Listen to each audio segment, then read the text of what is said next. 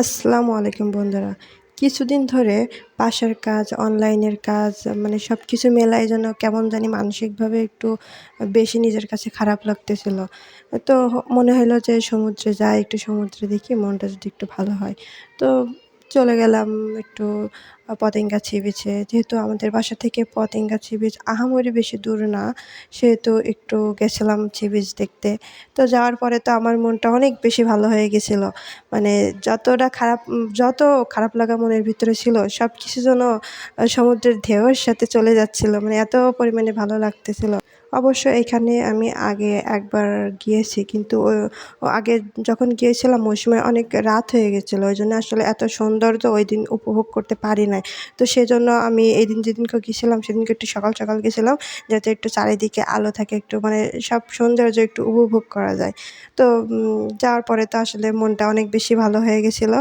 আর ভিডিওটা আমার অনেক দিন আগে করা, ৩-৪ দিন আগে করা। আমি আসলে এডিট করার সময় পাইনি। তো আজ ভাবলাম যে এডিট করে আজকে আমার পেজে আপলোড দিই এটা। তো ঘুরতে ঘুরতে তো রাইসার আব্বু একটা ঝালমুড়ি নিয়ে এসেছিল, যেটা এত পরিমাণে মজা ছিল যেটা বলে বোঝানোর মতো না। আমি এখন ভয়েস দিচ্ছি, তা মনে হইতেছে যেন আমি যদি ওই ঝালমুড়িটা এখন খাইতে পারতাম অনেক বেশি ভালো লাগতো। তো ঝালমুড়িটা আনার পরে তো আমি একটু ঢং করে করে ছবি তুলতেছিলাম, ভিডিও করতেছিলাম। আমার অনেক বেশি ভালো লাগতেছিল সমুদ্রের পাড়ে বসে এরকম মজার একটা ঝালমুড়ি খাওয়া, মানে ফিলিংসটাই অন্যরকম। অনেক বেশি ভালো লাগতেছিল। তো এইভাবে ঘুরতেছিলাম। তারপরে এই যে ফার্স্ট আমার জীবনের স্পিড বোট জার্নি, মানে স্পিড বোটে ওঠাটা আমার জীবনে এই ফার্স্ট টাইম। আমি এর আগে কখনো এভাবে উঠিনি।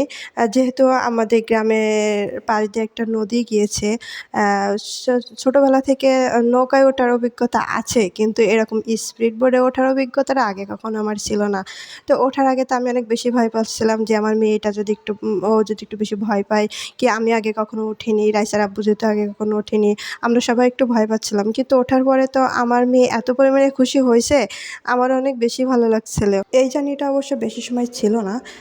তবুও আমার মতন মানুষ যারা সমুদ্র দেখতে অনেক বেশি ভালো লাগে, কিন্তু সমুদ্রের বুকে চড়ে বেড়াইতে অতটা বেশি ভালো লাগে না, ভয় লাগে। তো আমাদের মতন মানুষের জন্য এটা অনেক বেশি কিছু। স্পিড বোটটা যখন ছেড়ে দিছিল তখন আমি ভাবছিলাম একটু ভালোভাবে ভিডিও করব, কিন্তু স্পিড বোট তো পানির সাথে এত পরিমাণে দুলতেছিল যে আসলে ক্যামেরাটা ফোনটা ধরে রাখাই মুশকিল হয়ে যাচ্ছিল। তো যতটুকু সুযোগ পাচ্ছিলাম ততটুকু একটু ভিডিও করছিলাম চারিদিকটা, মানে ভালোভাবে অবশ্য ওইভাবে যেহেতু ফার্স্ট টাইম উঠছি একটু ভয় কাজ করতেছে। তার উপর ফোন নিয়ে ওরকম সুন্দর করে ভিডিও করার মতন অবস্থা ছিল না। দেখতে দেখতেই পাড়ে নিয়ে আসছে। খুব শর্ট জার্নি ছিল এটা। তারপরে পাড়ে আসার পরে দেখতেছিলাম এইখানে অনেক মানুষ গোসল করতেছিল। আর ম্যাক্সিমামই যারা পতেঙ্গা সি বিচে ঘুরতে যায় তারা সবাই ম্যাক্সিমামই বোটে ওঠার, তারপরে ঘোড়ার গাড়ি ঘোড়া আছে, সবকিছুতেই একটু ওঠার চেষ্টা করে। কারণ এটাতে অনেক বেশি ভালো লাগে। তো তারপরে বোট থেকে আমি যখন নামতেছিলাম তখন এত পরিমাণে জোরে জোরে ঢেউ আসতেছিল, আমি বোট থেকে নামতে অনেক ভয় পাচ্ছিলাম। আমার মনে হইতেছিল আমি যদি পড়ে যাই, আমি পড়ে যাই। আর এতগুলো মানুষ এখানে, এর ভিতরে যদি এরকমভাবে পড়ে যায় তাইলে কেমন লাগবে? নিজের আসলে তো মান-সম্মান, ইজ্জত কিছুই থাকবে না। তো জাস্ট নামলাম। নামার পরে তো এইখানে অনেক ছোট থেকে শুরু করে বুড়া পর্যন্ত, মানে সব ধরনের মহিলা, পুরুষ সব ধরনের মানুষই অনেক ঢেউয়ের সাথে গোসল করতেছিল। তারপরে অনেক মজা করছিল। তো আমার রাইসা তো এই পানিতে নামার জন্য অনেক দুষ্টামি করতেছিল। ও ভীষণ মজা পাচ্ছিল এগুলো দেখে, আর অনেক বেশি মানুষ ছিল। সব দিক থেকে মিলাই ওর এত পরিমাণে আনন্দ, ওর আনন্দ দেখে তো আসলে আমার ওর বাবার অনেক বেশি ভালো লাগতেছিল। সন্তানরা খুশি হইলে বাবা-মা তো তার থেকে বেশি খুশি হয়। তো তারপরে রাইসার বাবা একটু বেশি পানিতে নিয়ে যাচ্ছিল। আমি বারণ করতেছিলাম যে, "বেশি পানিতে নিয়ে যাইও না। অনেক বড়, বড় ঢেউ আসতেছে তো ও ভিজে যাবে।" আর আমরা যেহেতু যাওয়ার আগে ওইভাবে প্রিপারেশন নিয়ে যাই নাই যে পানিতে ভিজবো, ড্রেস আলাদা করে নিয়ে যাই। ওইভাবে প্রিপারেশন নিয়ে যাই নাই।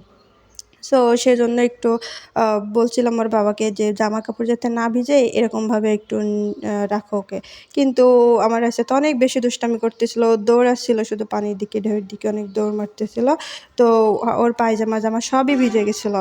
ওর রাইসার বাবার পায়জামা ভিজে গেছিলো, আমার বোরকা পায়জামা সবকিছুই ভিজে গেছিলো। তো রাইসা, আমার মেয়েটা যেহেতু অনেক ছোট, তো ওর তো এরকম আগে তো কখনো এরকম পানিতে ভেজে নাই। তো এরকম পানিতে ভিজলেও তো অনেক ঠান্ডা লেগে যাবে, জামা জামাকাপড় সব ভিজে গেছিলো। তো বাইরে থেকে পরবর্তীতে আমি রাইসার জন্য একটা গেঞ্জি কিনে নিয়ে পরিয়ে নিয়ে আসছিলাম। তারপরে এই যে ওর বাবা যেহেতু অনেক ভিজে যাচ্ছিলাম, পরবর্তীতে তো আমি রাইসার প্যান্টটাই খুলে দিছিলাম যে, "প্যান্টটা অন্তত থাকুক, পরবর্তীতে একটা গেঞ্জি কিনে এনে পরিয়ে নিয়ে যাবানে, কিন্তু প্যান্টটা ভিজে গেলে অনেক বেশি খারাপ দেখা যাবেনে।" তো আমি প্যান্ট খুলে দিছিলাম ওকে। তারপরে ও খেলামেলা করতেছিল, সমুদ্রের পাড়ে হাঁটতেছিল। মানে এই ফিলিংসটা অন্যরকম ভালো লাগা ছিল। আর এই যে সমুদ্রে গেছি অথচ মানে সি-ফুড খাবো না, তো এটা কি কখনো হয়? আমার রাইসা তো মানে কাঁকড়া অতটা বেশি খাইতে পারবে না। এটা তো মানে ছোট বাচ্চারা খাইতে পারে না। তো ওকে ওই যে ডাউলের ওইখানে যেটা বলে, ওরা ডাউলের যে বড়াটা আমরা বানাই ওইটারে ওরা পিঁয়াজু বলে। তো আমার রাইসার জন্য ওইটা নিছিলাম। ও ওইটা বসে, বসে খাচ্ছিল। আর রাইসার বাবা আ কাঁকড়া ফ্রাই আর কাঁকড়া ভুনা, ওখানে ওইটা বলে কাঁকড়া মাসালা। তো এটা নিছিলাম, নিয়ে খাচ্ছিলাম। অনেক ভালো লাগতেছিল। তারপরে খাওয়া শেষে আমি একটু ভাবছিলাম একটু কিছু হালকা পাতলা কিছু সমুদ্রে আইছি অথচ কিনবো না। এটা কেমন একটা হয়ে যায় না?